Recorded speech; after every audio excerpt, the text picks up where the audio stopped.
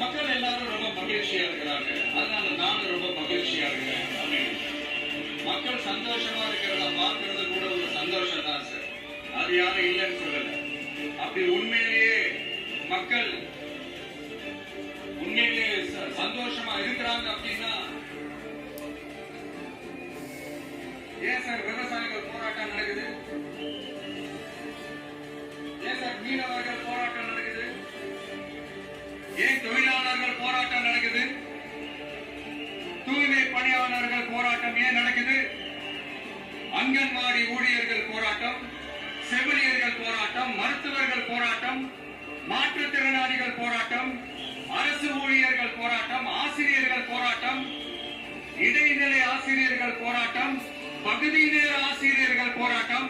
இதெல்லாம் ஆட்சியில மக்கள் மகிழ்ச்சியா இருக்காங்கன்றதுக்காக நடக்கிற போராட்டமா சார்?